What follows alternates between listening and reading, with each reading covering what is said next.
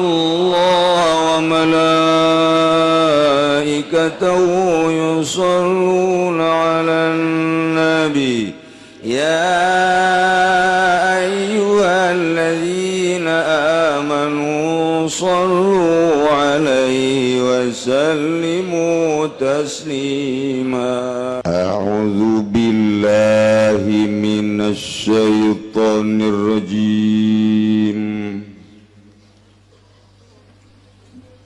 Bismillahirrahmanirrahim. Jal Nur Kiai saha nu diwauhan ku Bung Karno di Sukabumi, di Jakarta, di Tangerang, Serang, Pandeglang, khususnya Jawa Barat, kemudian Jawa Tengah, Jawa Timur, melangkah terus keluar di Padang saha babaturan Bung Karno jeung patilasan Bung Karno aya di Padang, di Kalimantan saha babaturan Kiaina aya patilasanana. Sakitu waktu anu singkat Bung Karno selalu ninggalkeun patilasan-patilasan. Boro-boro di Tangerang, di Karawang aya patilasan Bung Karno, lain jelema sembarangan. Urang lamun zarah ka ditu, kan sok naik parahu teh ka mana? Panjalu patilasan Bung Karno aya di Karawang patilasan Bung Karno aya. Di Tangerang rekan-rekan Bung Karno ambalaya, di Bandung patilasan Bung Karno aya. Jawa Tengah, Jawa Timur, di gunung luhur aya patilasan Bung Karno. Dengan waktu anu singkat, janganana umurna pendek. Ketika nyana bergerak, jadi proklamator kan ngamara keneh. Kok loba patilasanana? Percis kos urang, pengkolan itu urut aing, pengkolan itu urut aing, pengkolan itu urut aing, ambalaya anak aing kabeh. Aing paeh ieu lain ninggalkeun harta hutang ambalaya, bayar ku si anak. Cak anakna tek modar gitu tah Abah.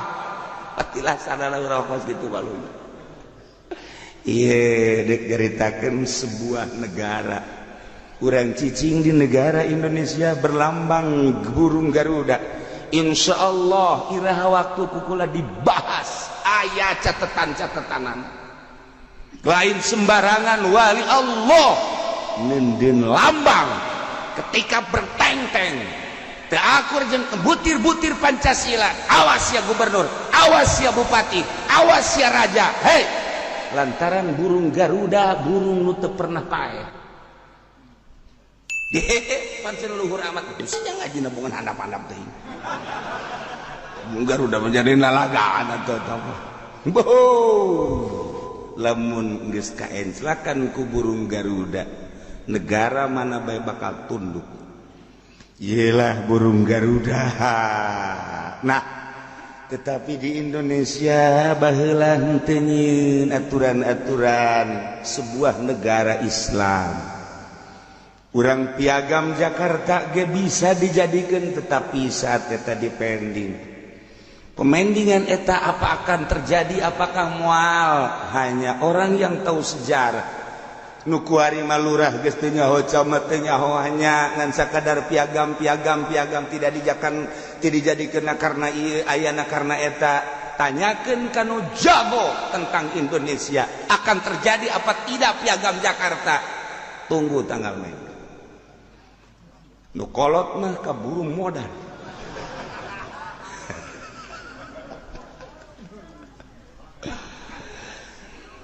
Sebuah negara undang-undangna Al-Qur'anul Karim belah dituna khalifah nu kuari dijadikeun sultan, dijadikeun amir, terakhir khalifah Turki. Selesailah kekhalifahan. Nah, ieu mah penentang hukum-hukum di sebuah negara Islam. Nu ieu pemerintah teh keur ngalaksanakeun roda politik da sesuai jeung Al-Qur'anul Karim. Kemudian aya jelema nu nentang kana aturan-aturan tersebut. Orang tersebut berkelompok ngaranna bugot. Ialah nu bakal dibahas ku urang mesti kumaha eta bugot. Tuh Masya Allah lengkap guys.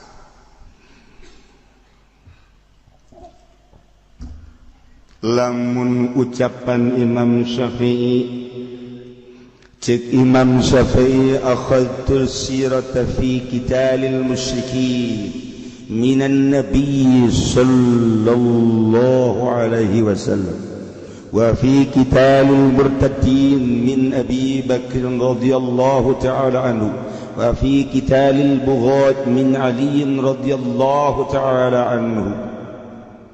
Kaulah mengambil sejarah dalam peperangan, satu peperangan baheula ketika orang ningali peperangan Kangjeng Nabi di zaman Kangjeng Nabi perang melawan musyrikin, maka wajib diperangan orang-orang yang menentang di sebuah negara karena berlawanan akidah nyanana musyrik, maka perangan jelema musyrik diambil tina sejarah junjunan alam Kangjeng Nabi Muhammad sallallahu alaihi wasallam. Ketika si Kangjeng Nabi tos teu aya dipimpin ku Sidina Abu Bakar Siddiq radhiyallahu an, maka timbullah jelema-jelema nu kembali deui ke agama masing-masing disebut murtad. Setelah mukmin, iman, Islam nyana keluar murtad. Yang keputusan Sidina Abu Bakar Siddiq perangan di lemah murtad sebab ia adalah penggerak beres ieu. Maka kula ningali merangan murtad nyokotlah aturan Abu Bakar Siddiq. Ketika aya nu nentang karena aturan-aturan negara di zaman Sidina Ali tentang nu nentang eta teh bodoh perangan ditingali tina keputusan Sidina Ali, ieu adalah merangan bugot. Sampai ka dieu beda itihan mah teu ditutup untuk kelangsungan sebuah negara. Asal ulah keluar bae ti aturan-aturan Al-Qur'anul Karim.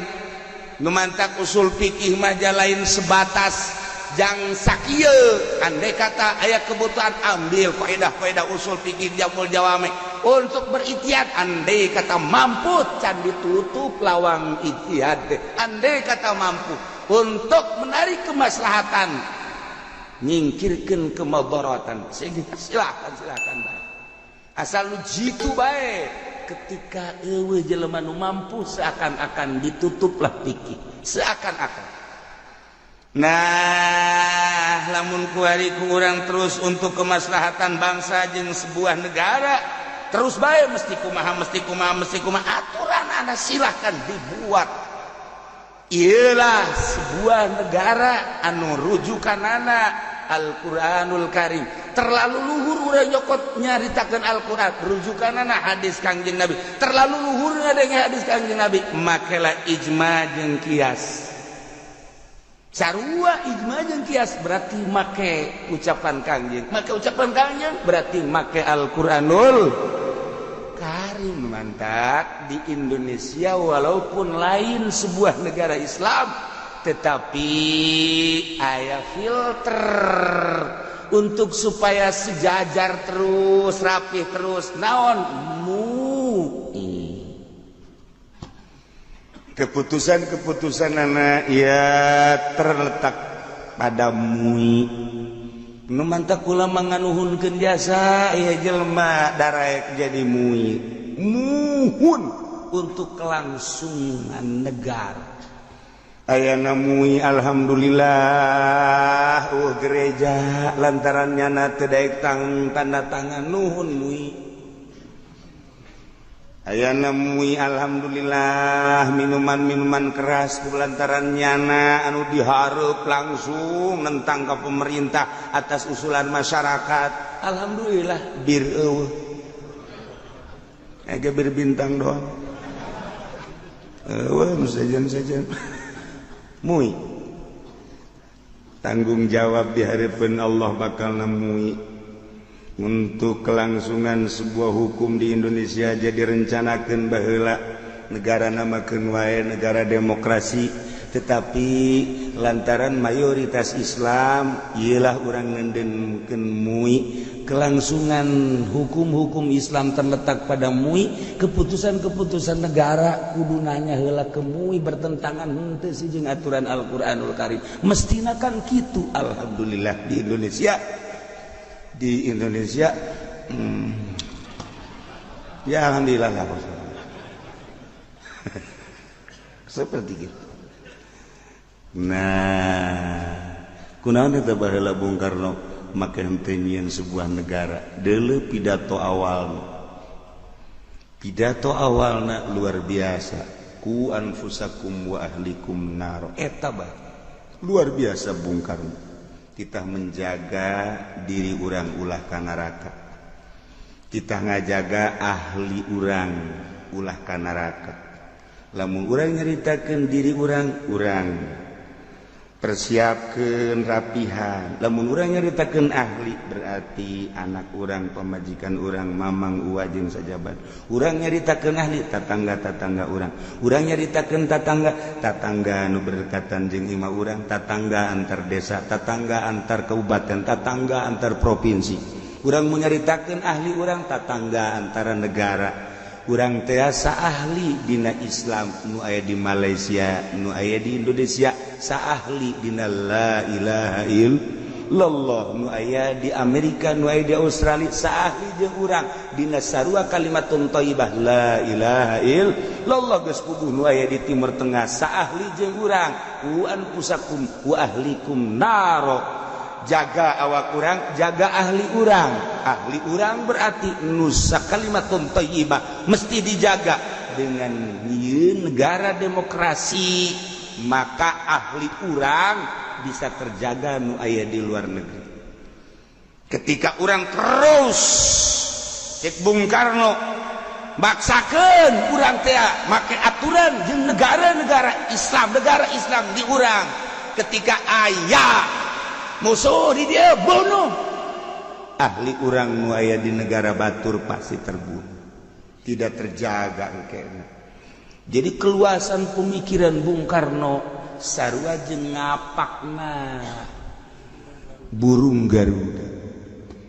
Dideuleu ku burung Garuda cik ahli aing anu aya ketuhanan yang Maha Esa nu aya di Amerika, nu aya di Australia, nu aya di Eropa, geus puguh nu aya di Timur Tengah.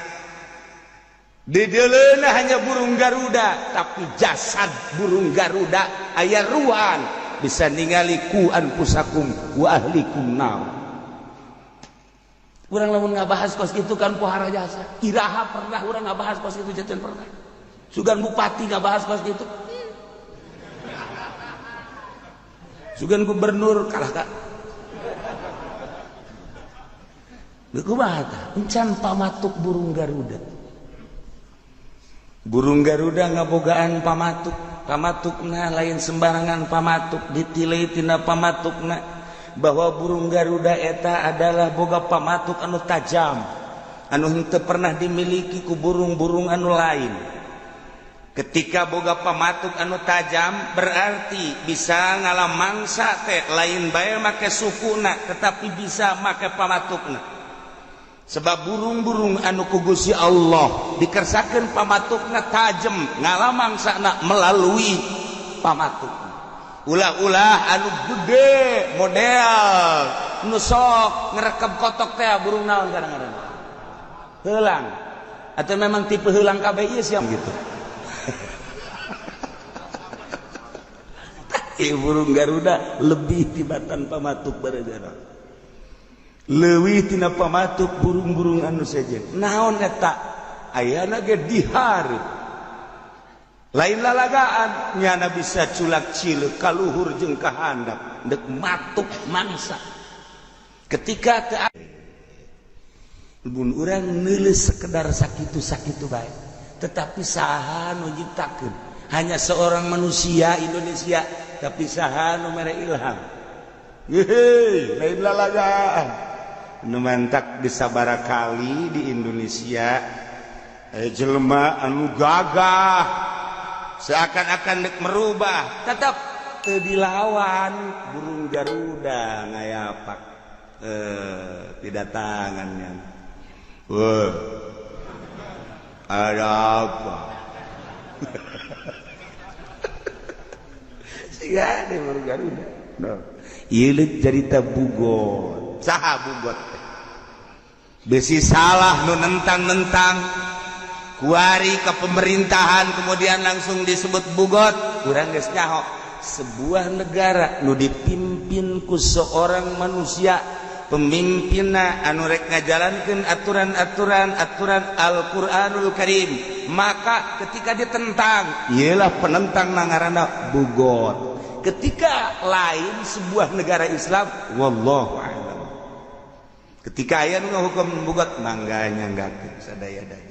Sebab seringkali di Indonesia jelema nu nentang teh dibugot-bugotkeun.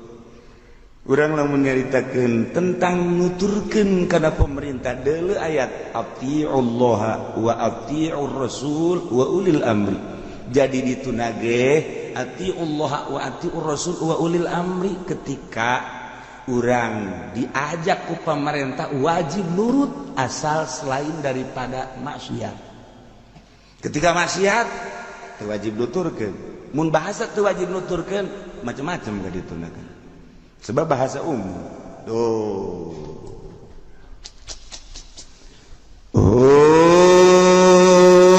Mukhaliful imam bugot eta adalah manusia-manusia anu nentang ka imam, ka raja, ka presiden. Dihurujin alaihi ku sebabnya na keluar karena aturan-aturan pemerintah. Tarkil inqiyad telurutnya na aturan imam. Wa man yakin tawajjah alaihim nyana nyegahak anu disangharepkeun ka manehanana nyana embung nentang.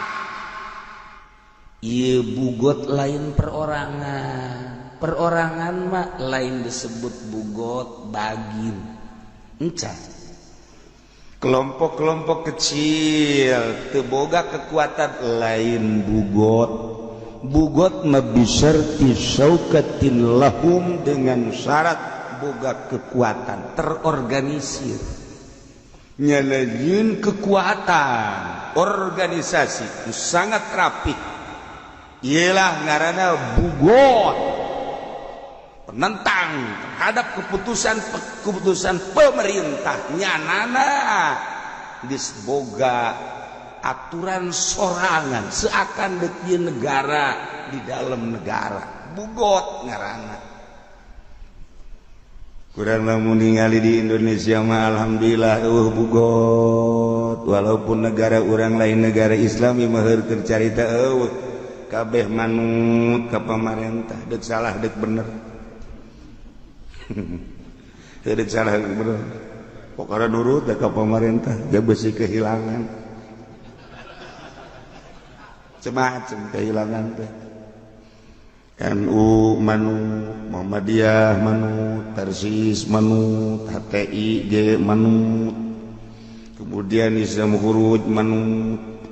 Nu kaluar tina aturan-aturan pemerintah. Adapun nyana ngaekspresikeun masalah keinginan dan kehendak masing-masing silahkan. Islam Khuruj nyana nyaritakeun tentang fadilah-fadilah door to door ti masjid ka masjid nyana mah nuturkeun sepak tarjang salafus sholihin nu baheula masak di masjid sing ade we urutna besi kotor. Salah jajana mah dakwah hayu bae satungtung daek ngadengekeun makanya natungkeun nyana di dakwahan bae deuk bener deuk teu nu dakwahan mah. Terus Islam Khuruj jauh lah disebutna pejalan kaki ka mana bae. Engke diatur dakwahna seminggu 40 hari, mungkin dalam negeri mungkin luar negeri, dunia atau urusanana. Ustaz Khuruj teh urusan dunia.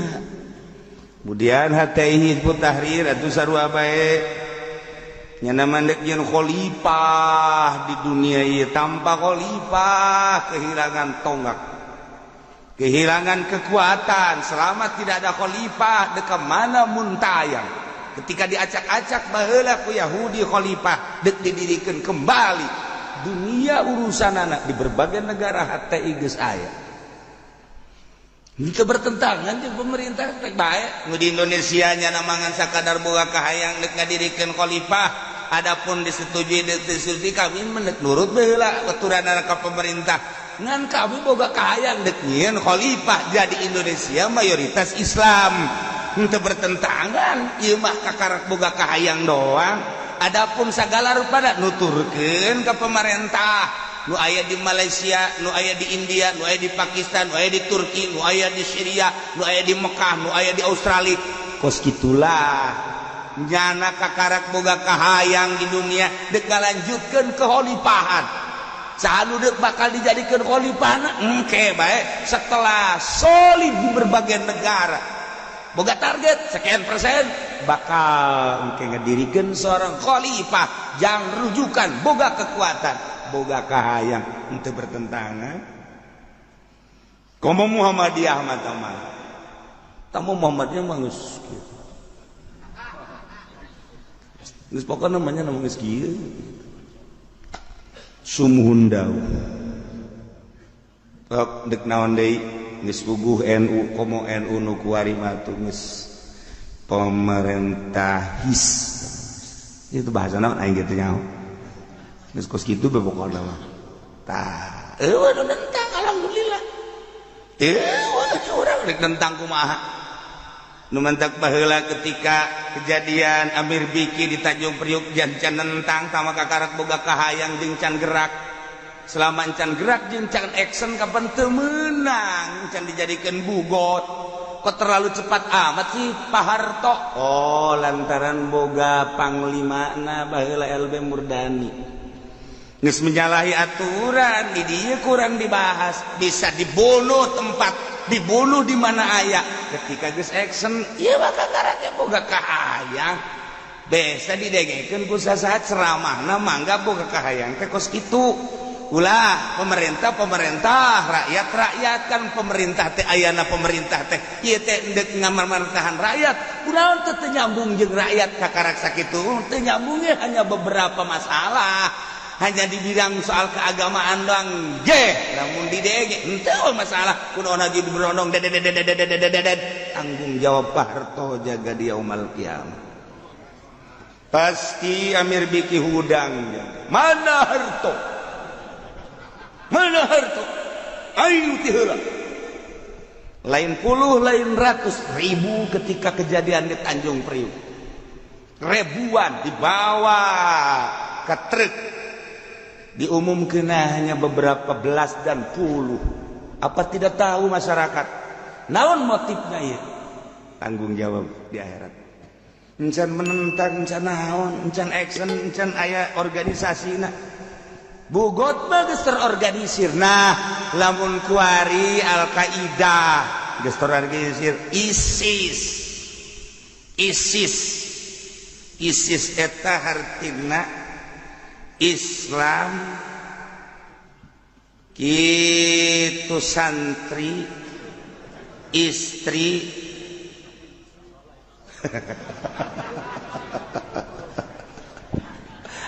teu kumaha aing bet fokus kitu ieu jeung gumasia urang mah ISIS lain ieu teu puguh kan ISIS ku urang senjata aya negara geus dikuasai di berbagai negara Indonesia bagai geus aya agen-agen ISIS kemudian nembakanana nama sahabat nu teu nurut kanyana dek Islam tah dek kafir dek Yahudi tetapi lamun ku urang ditingali perjalanan ada Yahudi mah hanya satu Islam mah sekian ratus Kristen mah hanya satu nu ditembak tapi Islam mah teu jauh ti buatan si eta wallahu a'lam kuari teu puguh teu karuh Yaman dibom. Ya, iyalah. Jadi di Indonesia kadar itu ada sub ISIS. Anu ditanya ku urang mun ditanya sia ya sub ISIS jihad fisabilillah lain. Naon? Gaji gede. Di Indonesia gaji leutik cek mah. Atuh sia mah urusanna ka ditu kumaha? Pokona aing mah gaji gede bagus lah. balik ka dia meuli mobil aing hayang meuli mobil aing jeung imah nyandung oh sih urusan kos gitu geus lain jihad fisabilillah nu dideuleu adalah urusan-urusan pibeuteung ieu keur kacau kuari di dunia masyaallah kubatah jeung bangsa Indonesia iya tuh tenang bae urang mah nu perang di Syria nu paeh kamari di bojong aya aja teu perang teu naon ge paeh bae atuh kalem bae sih nu perang di Irak harirup kene tapi di sepatan aja paeh bae di luhur kasur deui aja kubat atuh tenang bae cenah eta nu pareng rupa jasa di rumah sakit umum tah deui geura ringan tuh nu teu gering ge paeh wah atuh tenang bae sih ja paeh mah lain ku perang lain ku susah lain ku panyakit iza jaa ajaluhum la yastakhiruna sa'atan wa la yastaqdim perang masalah nu penting jihad fisabilillah daripada orang paeh di luhur kasur hadi teu para rugu mendingan orang paeh keur nyekel senjata urang katembak dah sorga kadeu masyaallah ya kuari urang keur jihad ieu ngaranna asal niat nu bener badi mah masing-masing maksudna teu boga kontek-kontekan jeung selain ngaji ai kitu mah boga urusan jeung selain ngaji tukang wuduk teh tukang sate teh jeung jahe teh tah mah lain deui teh urusanna teh kumaha nyana bae aing mah ngaji bae beneran cenah ka dituna bener geus ngajina ge aing mah neangan tihang deui maksudna bae khusu cek cenah batur balik jana masih kieu bae kuhusu-husuna deres di tihang masih kadeleuk kene ieu mah nya pojoknya nyumput kopi aya rokok aya ceknya nama aing teu neuleuh meureun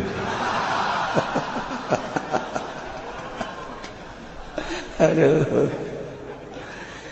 hum mukhaliful imam ieu penting ya bugot ulah sok ngabugot-bugot keun mentak penting ya lain lalagaan ieu mah urusanana urusan sebuah negara urang kan bangsana urang kan kaumna umatna punya nyaho encan aya bugot-bugot di urang encan aya eta nu ditembakan zaman Amir bigi encan terorganisir perorangan lain tama kejahatan penentang imam nu geus terorganisir bener-bener dek ngalawannya eta kakarak bugot mukhaliful imam bi khurujin alaih nyana keluar karena aturan pemerintah tarkil ingkat tidak nurut ka pemerintah kelompok maksudna aw madi hakin tawajjah alaihim atawa nyana nentang kana hak ngalarang nu disanghareupeun ka nyana itah mayar anu cek imam cek negara nyana embung ialah kelompok bugot bisyarti syaukatin lahu dengan syarat kuat gagah wa ta'wilin jeung takwil wa muta'in jeung diturut deui nyana nu mantak terorganisir ge aya ketua aya wakil aya sekjenna aya dewan suro dewan tanfid berarti ieu kan diikuti berarti geus terorganisir secara rapi jeung tertata aya AD ART nah ieu bugo masyaallah gila cek sakaul disyaratkan deui wa imamun mansubun pemimpin anu didorong dijadikeun ku rakyat yen pemimpin anu bener-bener sah anu milih kepemimpinanana bahwa si eta anu kudu dipimpin ieu nu milihna lain jelema buta nu milihna lain jelema torek nu milihna lain jelema bodoh tetapi nu milihna nu ngabogaan wawasan maju ke depan secara politis, secara ekonomi, secara budaya untuk memajukan bangsa jeung negara si eta jadi pemimpin teh nah iyalah pemimpin anu bener-bener geus dijadikeun ku rakyat karena rakyat boga wawasan untuk memajukan bangsa jeung negara lain ngan sakadar dek ngacak jadi raja teh tetapi jang umat Urang lamun neuleuh di Jakarta ket aya Taman Anggrek belah dieuna teh aya gedung di luhur hebat jasa. Masyaallah, kukula di deuleu bae ngeunaheun jasa eta. Kana hate ngeunaheun jasa. Pajak dikembalikan kepada rakyat. Tiis perasaan hate. Tiis perasaan hate. Masyaallah, masyaallah. Aya deui belah ditu. Setik tuh kan nincet kita mau gede atau mau belah itu mah lain deh. Ya Allah, menyelesaikan masalah tanpa masalah. Penggadean pohara jasa. Baradisaan jasa. Ya geus hebat. Eta mah emang bener anu teu ngalaksanakeun oknumna ngan oknumna sanagara. Kabeh kos kitu. Imamun mansur.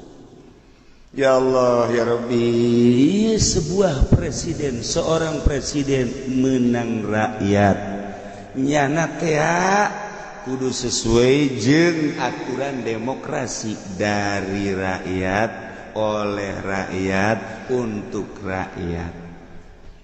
Kan ngeunaheun kana hate. Bari nyana geus jadi presiden, urang sebagai rakyat mun nyama dari rakyat oleh rakyat untuk rakyat, tanya masyarakat geus encan sia diurus ku raja. Tanyaan rakyat. Encan di bidang naon sia encan diurus? Jalan can bareres.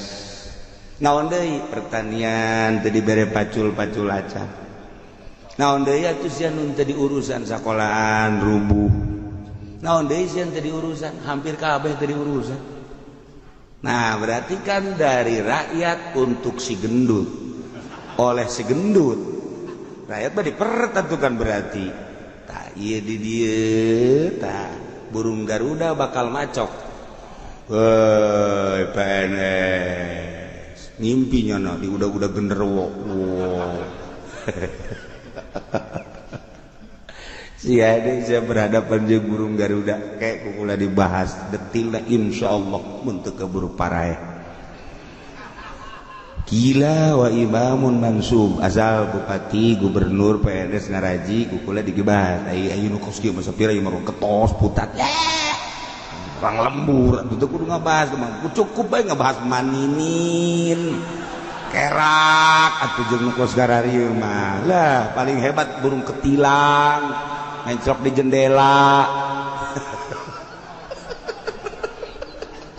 Tekudu kayak lamun kadeuleuh sarem ngaji aing mah bahas Garuda supaya ngana ngarti. Ieu mah urang ngarti nyana henteu atuh bersarua bae kan teu beres. Rencanakeun cenah aing deuk ngaji atuh cek bupati, seluruh bupati, cek gubernur, ayo sumbang aing. Korupsi deui bae. Wa imamun mansub jeung disyaratkeun imam anu tertata nu geus terpilih nyana geus dilantik sebagai presiden.